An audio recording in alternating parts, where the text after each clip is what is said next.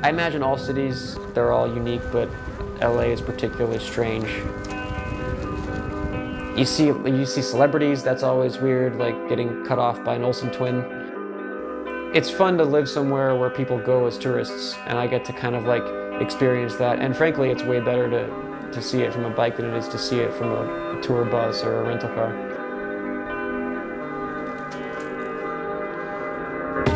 I don't think I ever get up in the morning and struggle for motivation. Part of it's just your routine anyway, but it's never just this miserable chore. This is the cookie pizza from Sweet Salt in Toluca Lake. This was invented for my birthday. It should be named after me. We got little outdoor exercise equipment in case you want more of a well-rounded workout than just pedaling. The bike is definitely a cathartic release.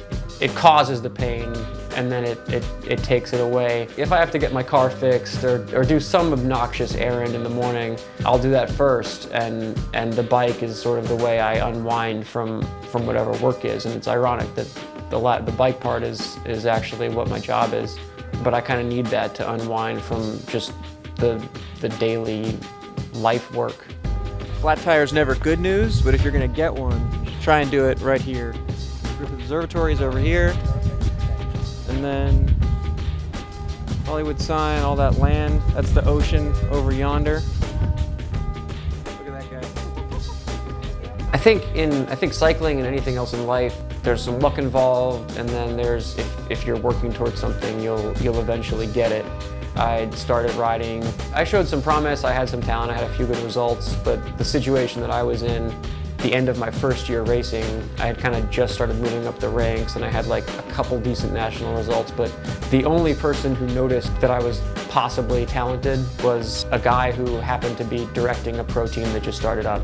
So I was a pro basically after my first year racing. I signed a pro contract for a very small team, but it was technically pro. And then when that went away, I went back down those 3 notches and had to creep my way up. So it sort of backfired on me, the ease that I got it at first.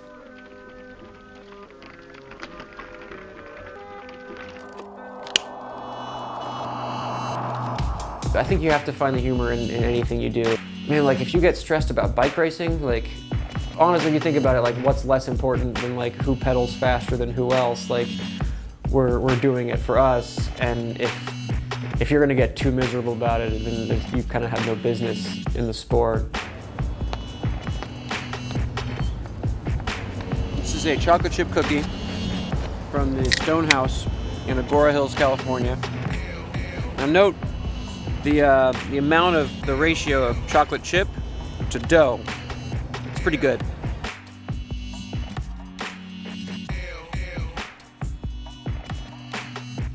I think part of me was lost kind of like as a human, where you're doing this thing, you're doing bike racing, and I was always doing well enough to convince myself not to quit, but no one, and I'm sure this is the case for like anyone who succeeds at anything, no one took me aside and was like, you're gonna be all right.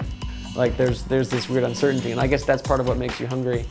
But yeah, all those years and living out of the car, but now like I'm grateful that I have a place I have a roof over my head, and I'll never go below this certain level again.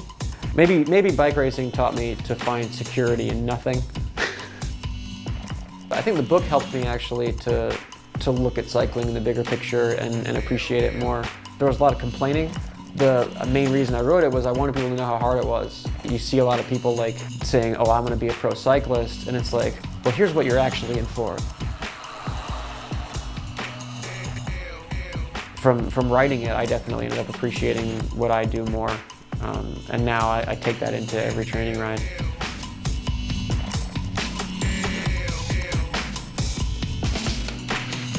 I think Optum and this year is going to be probably the easiest transition because I know everyone on the team. I've raced with them before. I train with a couple of them pretty often, or I've been teammates with other ones. So it's kind of like I'm sort of coming back to something that's more familiar. Before it was like you get a new team and it's, you know, you have to make friends, and now it's I'm getting on a team with my friends. Yeah, it's real nice. So like there's guys that I'm looking forward to turning myself inside out for, and I think, well, I know that there's guys who are really excited to kill it for me.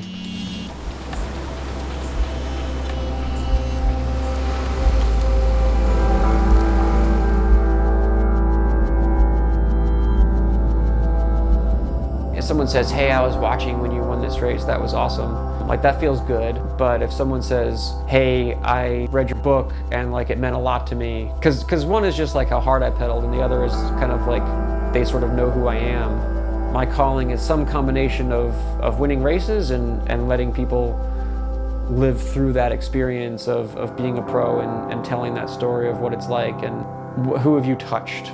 I think that's a cool thing, and I'm kind of on the lookout for ways to affect it